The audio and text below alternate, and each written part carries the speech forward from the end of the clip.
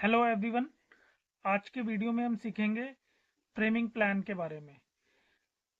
Framing plan क्या होता है, फ्रेमिंग प्लान कब कब बनाया जाता है, कौन इसे ड्रॉ करता है और इसे ड्रॉ करते टाइम हमें किन बातों का और किन चीज़ों का ध्यान रखना चाहिए। तो सबसे पहले आप मेरी स्क्रीन पे देख रहे होंगे एक इंटरफेस आया है। इस इंटरफेस के अंदर इस इंटरफेस के अंदर कुछ ड्राइंग्स हैं और जैसा कि यहाँ पे लिखा भी हुआ है कि फ्रेमिंग प्लान। तो आज का टॉपिक हमारा फ्रेमिंग प्लान ही है। पहले मैं आपको ड्राइंग बता देता हूँ। इससे पहले वाली जो वीडियो मैंने बनाई थी, सेम ड्राइंग थी मेरी, उसी के ऊपर मैंने एक्सकेवेशन की ड्राइंग के ऊपर वीडियो बनाया हुआ है। आप वो भी देख सकते हैं नॉलेज के लिए अपनी। तो अभी तो खैर मैं आपको सेम ड्राइंग यूज कर रहा हूँ फ्रेमिंग प्लान बताने के लिए। सबसे पहले फ्रेमिंग प्लान जो होता है वो एक स्ट्रक्चर इंजीनियर के द्वारा ड्रॉ करा जाता है। स्ट्रक्चर इंजीनियर उसको अपने सॉफ्टवेयर स्टैट प्रो या ई टैब पे मॉडल बनाएगा और कॉलम साइज और आपको बीम साइज प्रोवाइड करेगा और उसके बाद जो एक स्ट्रक्चर का ड्राफ्ट्समैन होगा वो उसको ड्रॉ करेगा। और उसे ड्रॉ करते वक्त हमेशा ये चीज़ें आपको ध्यान रखनी होंगी कि जो स्ट्रक्चर ड्राइंग होती है वो हमेशा क्या बोलते हैं, स्ट्रक्चर की फ्रेमिंग आर्किटेक्चर ड्राइंग के ऊपर ही ड्रॉ होती है। जैसे कि ये क्लाउड हटा देता हूँ मैं, एक मिनट आपको एक्सप्लेन कर रहा हूँ तो थोड़ा अच्छे से क्लियर हो जाएगा। अब इसके अंदर आप देख रहे होंगे वॉल भी लगी हुई है, फर्नीचर भी लगा हुआ है, सब कुछ दिया हुआ है आर्किटेक्ट ने। जब भी उसने ये फ्लोर प्लान उसके फ्रीज हो गए आर्किटेक्ट के, तो उसने हमें ये ड्राइंग दी कि उसके इसका मुझे स्ट्रक्चर करवाना है। तो इसका स्ट्रक्चर करने के लिए हम इसे पहले अपने सॉफ्टवेयर पे सिविल के डिजाइन करेंगे और उसके बाद इसको ऑटो कैड में ड्रॉ करेंगे। और कई बार क्या होता है, वो स्ट्रक्चर इंजीनियर ऐसा भी कर सकता है कि आपसे एक वो टेंटेटिव फ्रेमिंग ड्रॉ करवाए और उसके बाद उसे अपने सॉफ्टवेयर में लेकर जाएगा और उसके बाद आपको फाइनल साइज कॉलम के और बीम के प्रोवाइड करेगा। तो इसके अंदर आपको वॉल दिख रही है, फर्नीचर दिख रहा है, वो डोर विंडो दिख रहे हैं ये, और वो लैंडस्केप की कुछ चीजें दिख रही हैं। अब जो मैंने फ्रेमिंग बनाई है, ये फ्रेमिंग मैंने ही बनाई है। तो ये ग्राउंड रूफ की फ्रेमिंग है। तो इसके अंदर है, अगर मैं पहले तो इन इसको उसके सामने ही रख लेता हूँ मैं, ज़्यादा अच्छा रहेगा। इस शीट को उठा के यहाँ से मूव करके वहीं ले चलते हैं। तो ये ठीक है ना, ये इसका फ्रेमिंग प्लान है इस ग्राउंड फ्लोर का। और ये प्लिंथ लेवल का फ्रेमिंग प्लान है, इस पे लिखा भी हुआ है ये प्लिंथ लेवल का फ्रेमिंग प्लान है। प्लिंथ मतलब कॉलम जो टाई होंगे जमीन में, ये उस लेवल का फ्रेमिंग प्लान है। फ्रेमिंग प्लान बनने का मतलब है कि आपको कॉलम की पोजीशन अपनी फ्रीज करनी है, बीम की पोजीशन फ्रीज करनी होगी, कैंटिलीवर कितने आ रहे हैं और कितना कैंटिलीवर आपको प्रोवाइड करना है वो पोजीशन भी फ्रीज होगी, और कितना कैंटिलीवर निकल सकता है कितना नहीं निकल सकता। और स्टेयरकेस भी फ्रेमिंग का ही पार्ट होता है, जो कि बिल्डिंग में आपको ध्यान रखना है। सबसे इंपॉर्टेंट चीज स्टेयरकेस होती है कि जब आप फ्रेमिंग ड्रॉ कर रहे हैं तो स्टेयरकेस आपके माइंड में होना चाहिए कि ये कैसे सपोर्ट होगी। अगर आप फ्रेमिंग के टाइम पे ही उसके स्टेयरकेस के लिए सपोर्टिंग कॉलम्स या बीम्स प्रोवाइड कर देंगे तो ज़्यादा अच्छा है। एंड तक आपको क्लैरिटी रहेगी। नहीं तो फिर होता क्या है, फ्रेमिंग बन गई, अब कास्टिंग के टाइम पे प्रॉब्लम आ रही है कि स्टेयरकेस कैसे सपोर्ट होगी। और स्टेयरकेस जब तक सपोर्ट नहीं हो सकती, जब तक उसको बीम नहीं मिलेगा या कॉलम नहीं मिलेगा या उसका आपके माइंड में उसका कॉन्सेप्ट क्लियर नहीं है। ठीक है। आप फ्रेमिंग जब क्रिएट करोगे तो आपको कोशिश करनी है, जो बीम है आपकी, ये बीम्स हैं, ये जिन पे नंबरिंग करी हुई है 1B 4 5, ये सारी बीम्स है। ये सारी की सारी बीम्स कोशिश करनी है हमें कि वॉल के नीचे आए। और आर्किटेक्ट भी यही मांगता है कि वॉल के नीचे आए, अलग से जो उसका खाली एरिया है या ओपन एरिया वहां पे बीम दिखाई ना दे। तो मोस्टली बीम तो इस फ्रेमिंग प्लान में वॉल के नीचे आ रही है। बट जैसे यहाँ पे एक मैं क्लाउड बना के दिखाता हूँ आपको, यहाँ पे हम देखते हैं ये वाला एरिया है जो मेरा, यहाँ पे कोई भी वॉल वगैरह अंदर नहीं है। तो यहाँ पे मेरे को, अब ये ऐसा तो है नहीं कि यहाँ पे मैं कोई बीम डाल दूंगा इस साइड लेफ्ट साइड में और राइट साइड में, यहाँ पे बीम प्रोवाइड कर दूंगा और ये सपोर्ट हो जाएगा। नहीं हो सकता, यहाँ पे बीम आएगी और वो विजिबल होगी ही होगी। बट आर्किटेक्ट चाहता नहीं है कि यहाँ पे बीम विजिबल हो। बट हम क्या करेंगे, अपना स्ट्रक्चर खराब नहीं कर सकते। तो हमें स्ट्रक्चर को, आप स्ट्रक्चर का काम कर रहे हो, फ्रेमिंग डेवलप कर रहे हो, तो आपको फ्रेमिंग पूरी स्टेबल बनानी है। अब जो बीम दिखेगी वो स्ट्रक्चर वाला एडजस्ट, वो आर्किटेक्ट उसे एडजस्ट करेगा अपनी ड्राइंग के हिसाब से, उसके अंदर मॉडिफिकेशन करे या कुछ भी करे, बट स्ट्रक्चर प्रॉपर स्ट्रेंथ वाला होना चाहिए।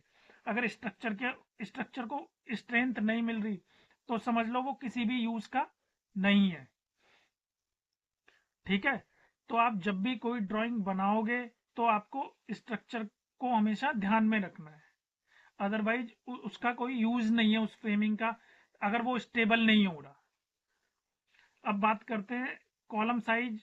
कॉलम साइज ऐसी जगह पे दिए जाते हैं जो कि बीच में ना अटके। जैसे यहाँ पे कॉलम लगा है आर्किटेक्ट ने, यहाँ पे लगा हुआ है, यहाँ पे लगा है, कॉर्नर पे लगे हुए हैं, वॉल के अंदर हाइड हो जाए ऐसी जगह पे लगे हुए हैं। अब ऐसा तो नहीं है कि कॉलम हम यहाँ पे दे दें, अगर यहाँ पे हम कहीं कॉलम बीच में लगा देंगे तो वो अटकेगा। ठीक है, तो हमें कॉलम भी वो आर्किटेक्चर ड्राइंग के अकॉर्डिंग ही प्रोवाइड करने हैं कि आर्किटेक्ट का काम भी डिस्टर्ब ना हो, इसमें कोई लेआउट पे उसके कुछ खराब ना हो और हमारा स्ट्रक्चर भी स्टेबल हो जाए। आर्किटेक्ट एक डिजाइन प्रोवाइड कर सकता है आपको, बट बिल्डिंग खड़ी नहीं कर सकता, वो खड़ी एक सिविल इंजीनियर ही करेगा। तो आपको इन सारी चीजों का ध्यान रखना है जब भी आप किसी वो फ्लोर प्लान की फ्रेमिंग डेवलप कर रहे हो। और अच्छी फ्रेमिंग वही होती है जो प्रॉपर अच्छी तरीके से स्टेबल हो। अब जैसे कैंटिलीवर की बात करते हैं, आप देखेंगे यहाँ पे मेरी ड्राइंग में भी ये 1700 का कैंटिलीवर आ रहा है, मतलब 1700, मतलब अगर इसमें 100 mm और जोड़ दिया जाए तो 1806 फीट। ये कैंटिलीवर बहुत ज्यादा है, बट आर्किटेक्ट को हमने बोला था कि यहाँ पे 3 फीट या 4 फीट कर लो, बट वो बालकनी अपनी छोटी करने के फेवर में बिल्कुल नहीं है, तो हमें इसको उसके हिसाब से डिजाइन करना पड़ेगा। बट कैंटिलीवर जो बालकनीज होती हैं वो मोस्टली आप कोशिश करा करो 3 फीट, 4 फीट या 5 फीट से ज्यादा मत लेकर जाओ। 5 फीट से ज्यादा तो लेकर ही नहीं जानी चाहिए। तो यहाँ पे ये अप्रोक्सीमेट 6 फीट आ रही है जो कि, और यहाँ पे ये 5 फीट आ रही है, यहाँ पे भी ज्यादा है 5 फीट भी, बट 5 फीट चल जाएगा। यहाँ पे भी 5 फीट है, यहाँ पे भी 5 फीट है।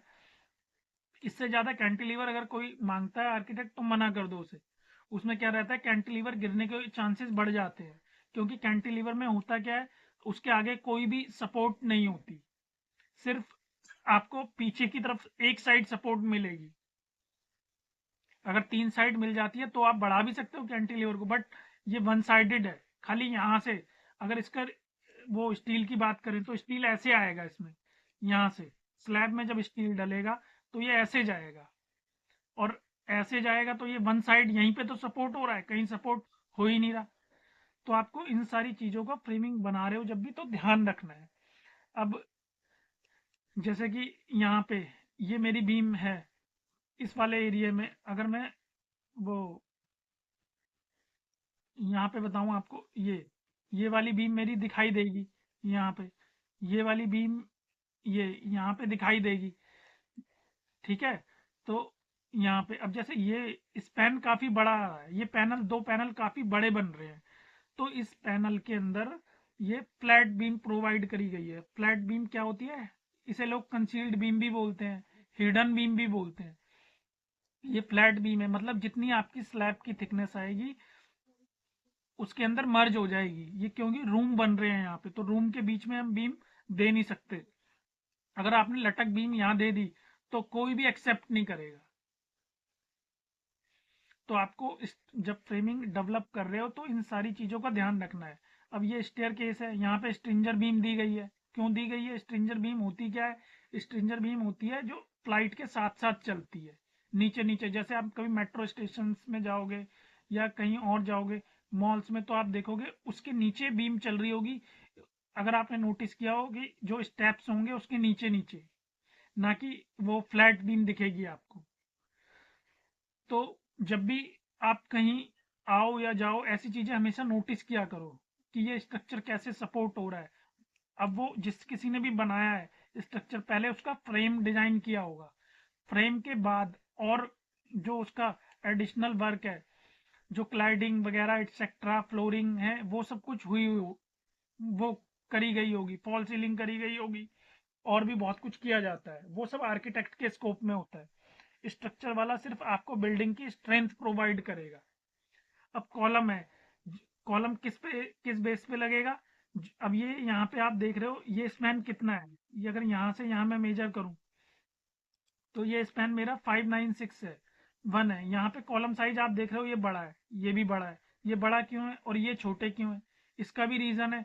ये स्पैन बड़ा है और ये भी सेम साइज का स्पैन है बट यहाँ पे उसे कॉलम बड़ा नहीं देगा, वो बोल रहा है, और यहाँ पे भी कॉलम नहीं देगा, तो हमें दो छोटे कॉलम लगाने पड़ गए।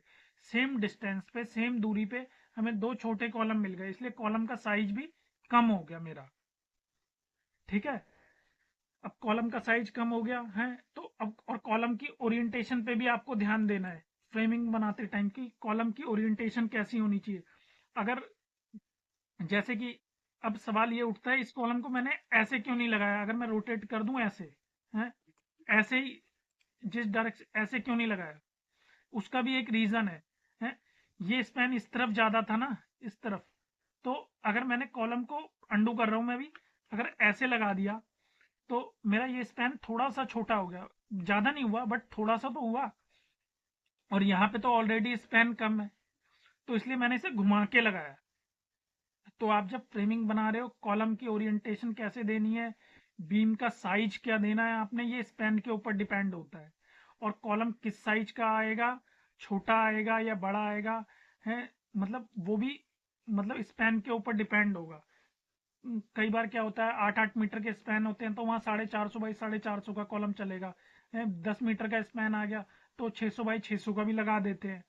कई जगह पे स्पैन रेजिडेंशियल बिल्डिंग है मोस्टली 230 बाई 300, 230 बाई 450 ऐसे कॉलम साइज चलता है, क्योंकि वॉल की थिकनेस भी हमारी 9 इंच ही होती है। तो आप जब भी है किसी बिल्डिंग की फ्रेमिंग बना रहे हो इन सारी चीजों का आपको ध्यान रखना ही है। और आपको जितने फ्लोर प्लान है, एक इंपॉर्टेंट चीज और, कि ऐसा नहीं एक की फ्रेमिंग, एक फ्लोर प्लान की फ्रेमिंग बना ली आपने, कॉलम लगा लिया, ठीक है, पता चले ऊपर वाले फ्लोर प्लान पे बिल्डिंग आपकी वो उसे स्ट्रेंथ मिल ही नहीं रही है, उस और कॉलम की रिक्वायरमेंट आ जाएगी फिर।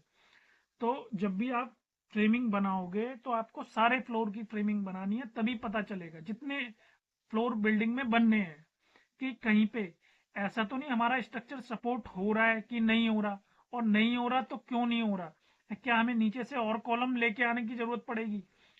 और हो सकता है जब आप ऊपर वाला फ्लोर बनाओ नीचे वाला सपोर्ट हो गया, ऊपर वाले में आर्किटेक्ट ने अलग तरीके से डिजाइन कर रखा हो, तो उसके लिए आपको अलग कॉलम लगाने पड़ेंगे। तो उस और जब अलग कॉलम लगाने पड़ेंगे तो आप नीचे से कॉलम नहीं ला सकते, तो आपको स्टप कॉलम डिजाइन करना पड़ेगा। और जब स्टप कॉलम डिजाइन करते हैं हम तो उस पर लोड अच्छा खासा आता है।